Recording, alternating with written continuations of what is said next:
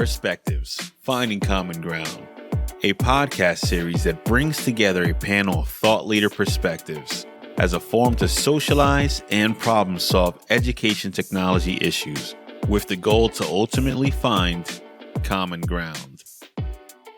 Hi, I'm Patrick Devaney, and I'd like to welcome you to this episode of Perspectives, Finding Common Ground. Today, we've got a fascinating topic, artificial intelligence. Ready or not, it's here, and we're going to talk about it today. We're going to start with a little perspective from each of our guests on their interest in artificial intelligence. And I guess I will start with Serena from Microsoft. Thank you, Patrick. So I'm from Microsoft, and as most people probably know, Microsoft is a partner of OpenAI, which created ChatGPT, as well as DALL-E and Codex.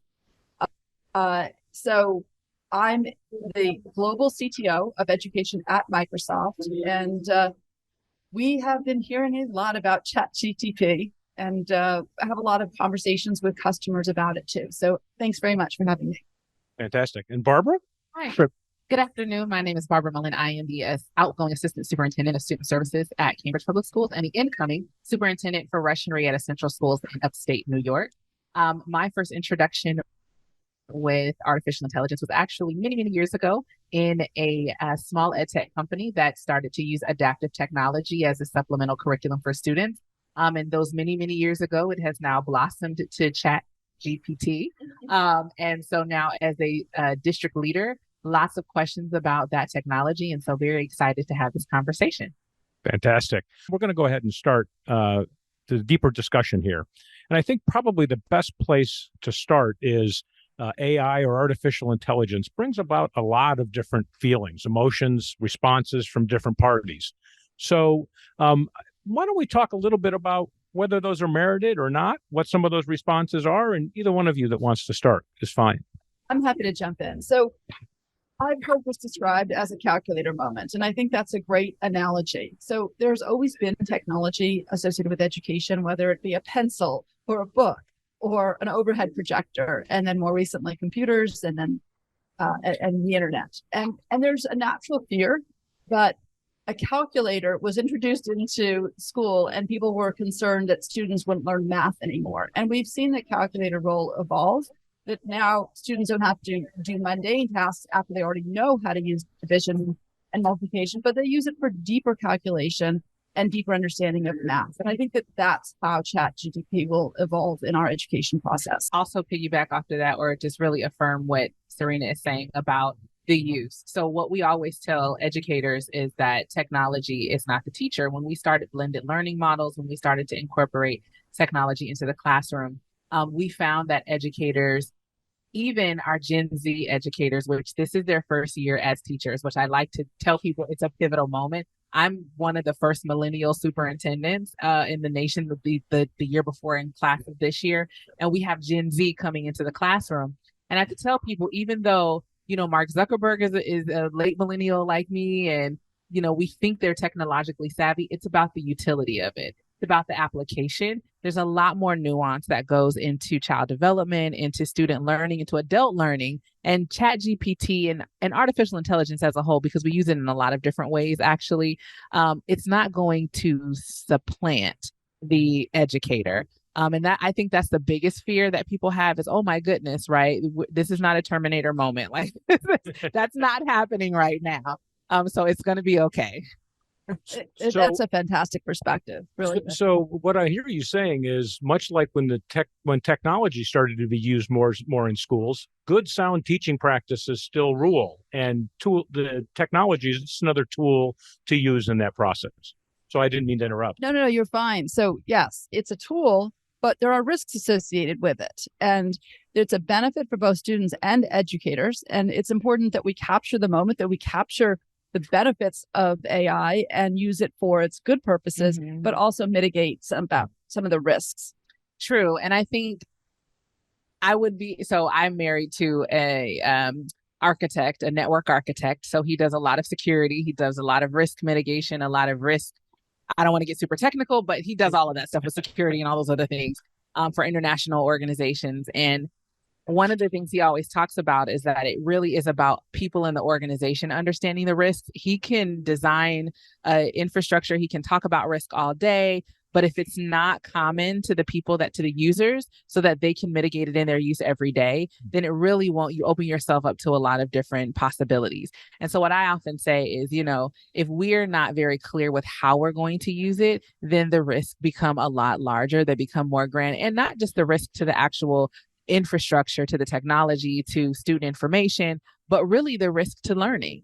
There's not a huge risk to learning aside from disengagement, right? That's what we really want to protect. We don't want to protect, can the students do this thing or that thing? We want to protect their engagement, their authentic learning moments, and we don't want anything to come in between that. Very nice. So how do we build the use of artificial intelligence tools into instruction, into sound instruction? There's probably some real good ways and some not so good ways. Well, I've seen some great use cases already. So I've seen that teachers are using it to generate a prompt for students to write an essay. And then to mitigate about some of the risk, they might have those students write the essay in the class without a computer. Or you can even use it to generate a paragraph and have the students critique it. And then they go into deeper critical thinking skills and things like that. Another way is to use it to generate the questions on an exam. And so a teacher might, in high school especially, might have several sections of the same class throughout the day. And they could have a different question generated for each one. So the student can't tell another student what it's going to be. So there's a lot of uses for taking away some work and still allowing that learning, that deeper critical thinking that we want our students to pick up. Absolutely. And to bring another perspective in, I started as a special education teacher, and I support currently in the role I'm leaving students with all types of exceptionalities and needs. And one of the things we saw immediately, because we actually have other types of artificial intelligence supports that provide accommodations for students in the classrooms and even extend into higher education and into the workforce. And so one of the things that we really talk about when we think about equitable opportunities for students with various exceptionalities is what are the tools and supports, and how does assistive technology support?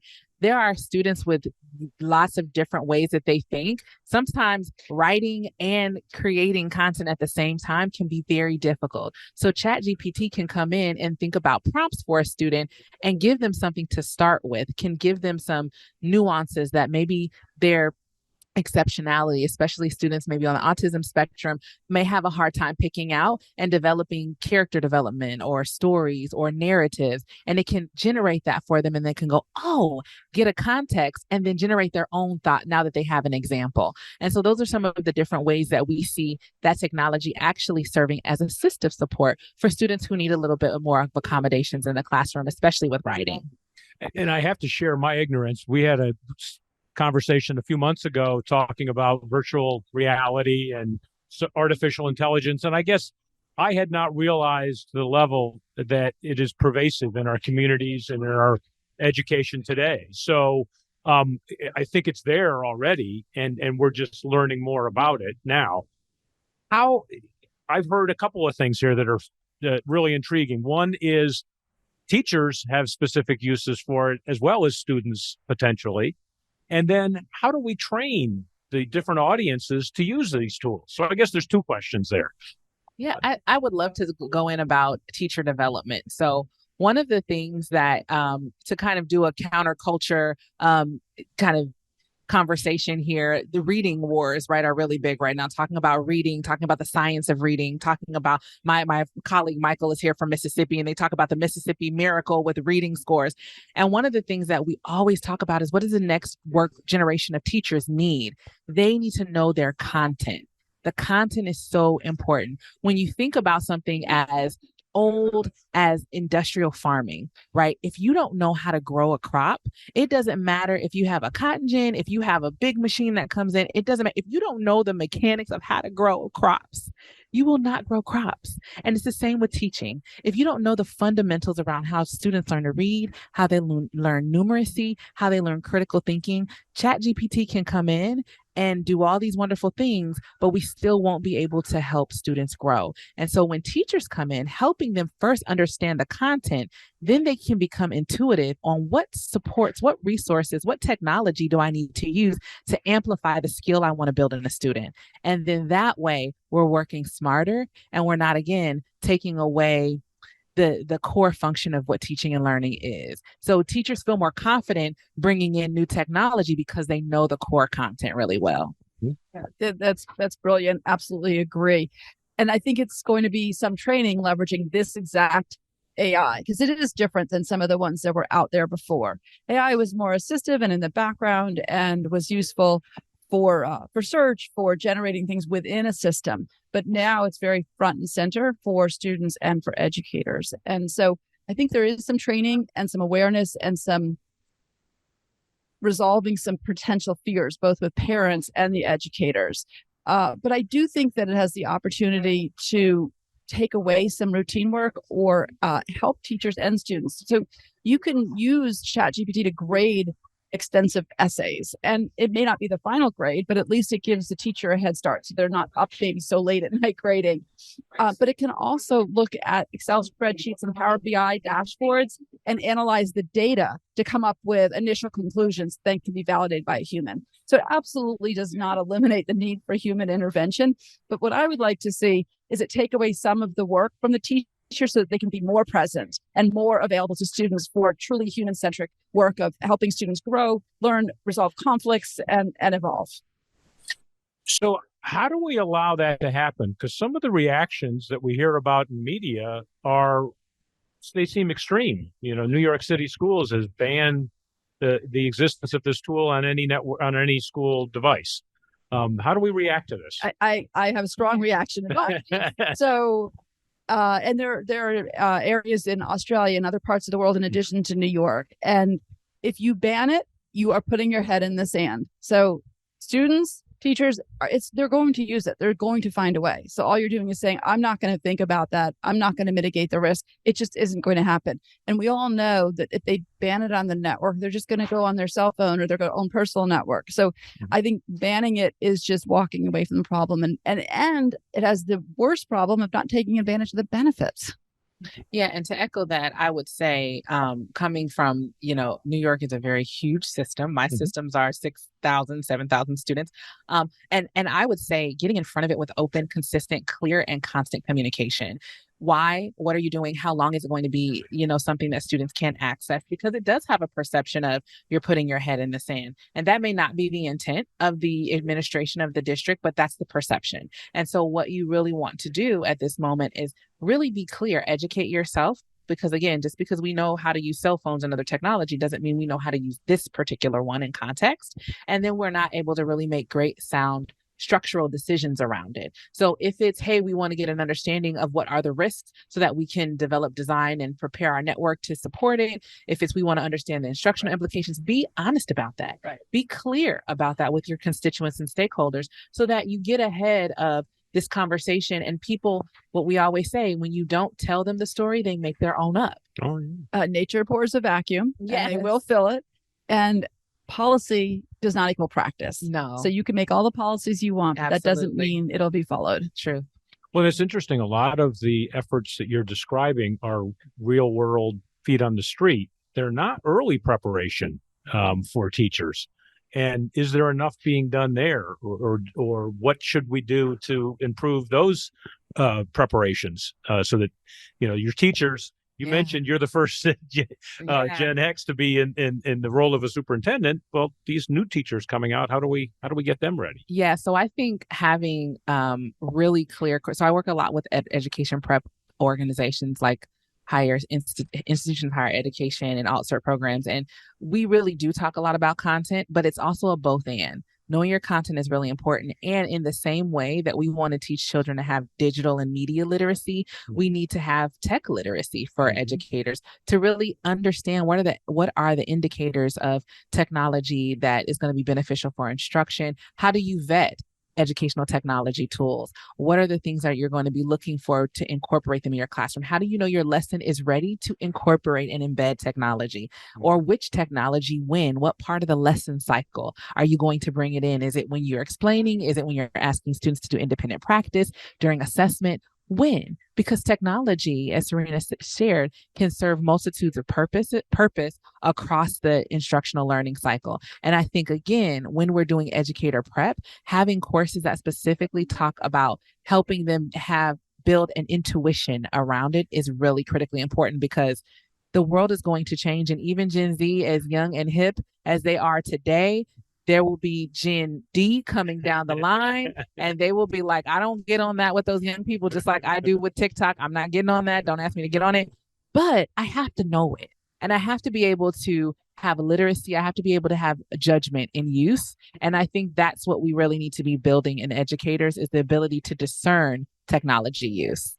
So I've been leading the technology function in districts since 2010. And I was frustrated back then and all the way through that the education institutions are not leveraging technology for teachers to come out of schools literate about technology. And so and I'm hoping it gets better. I'm hoping the pandemic was a wake-up call that all teachers need to be tech literate and how to integrate it into their instructional practice. So I was at a district of 100,000 students, and prior to that, Florida Virtual, which is 650,000 students. And those teachers and students are more tech literate because it's all virtual. But at a district like Fulton, where it's 100,000 kids, the teachers need to be tech literate. They need to understand how to integrate technology into their instructional practice since 2015. And if the education institutes don't teach them, we have to teach them ourselves. And so we had a lot of programs to do that, to differentiate with technology. But like you said, you have to understand what differentiation is first. Oh, and then you can go faster with technology. It goes back to the professors in the educational institutions. They need to be tech literate. They need to understand how to do it so that they need to be a step ahead, and they need to be able to teach the emerging, the people that are now students that are going to become teachers, and they should be expert at it. Sure. Really sounds like a school community has to be involved in this altogether. Like so many other things that happen in the school, there has to be reinforcements and support. Because I would imagine that some of the, I don't want to say old timers, but some of those that are less willing to change could slow it down very quickly. Just to that point, you may be surprised. It's not always the older people that are less willing to change.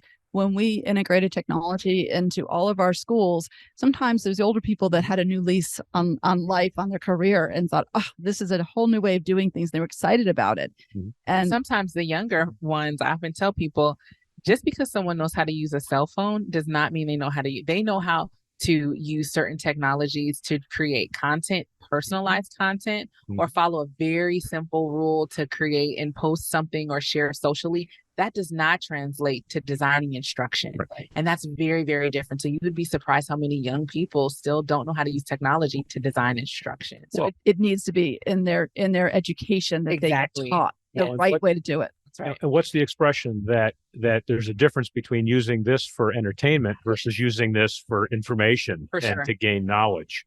Big differences. For creating. Well, from this baby boomer, I still have an interest in technology and seeing it advance. What other thoughts do you have on this? Risks or opportunities that we haven't had the chance to talk about that you'd like to bring up? Let you go. I'm sure there's something that I can glean from. I just think that it's been out there. AI has been out there. Technologies have been out there. And this is just the latest and greatest thing. And I think it's been amazing. It's the fastest adopted technology ever. Like within months, it just exploded. And so we are still learning and growing. And we're asking educators, what would you like Microsoft to do with it? How would you like us to leverage it? And what are the risks? So I think, we've identified a lot of the opportunities and risks, but they're still emerging. And I don't pretend to know them all on either side. And we're continually taking feedback from educators like yourself and what you'd like to see. Microsoft just released last week a whole slew of AI-enabled technologies to accelerate learning for students, and they're amazing. And we're just going to keep doing that.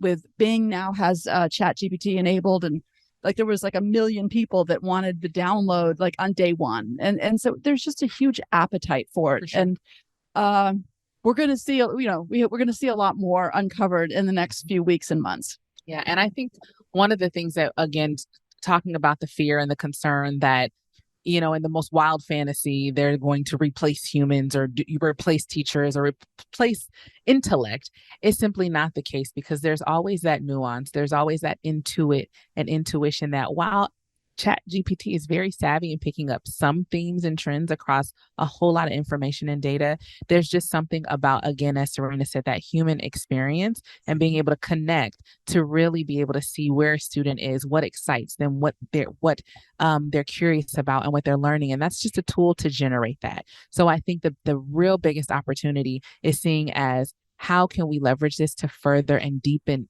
engagement with students. Totally agree. And I'll add one more thing. So yesterday, I invited Michael Horn to meet with the Microsoft engineers and marketing and sales teams. And we had a fabulous conversation. I love his new book, From Reopen to Reinvent. It's really about it's a pedagogy that would be fantastic to harness data and other technology tools. And so last weekend, I was putting together the questions to ask him so he'd be prepared. And I had writer's block. So I said, let me use ChatGPT. So ChatGPT knew his book, knew the content, and generated the questions I wanted. And it was a first draft. So I took those and I refined them, and I thought a little bit more about it. I had asked others, but it was a start. And, of course, we ended up talking a lot about ChatGPT in the interview, but it was a great way of, starting the conversation of having AI generate the first draft. And I think that's a good way to think about it. I think there's also a real awareness, at least for me, that we are preparing students to contribute to society in the future. And they're going to live in a world where this is part of the tool set that they work with.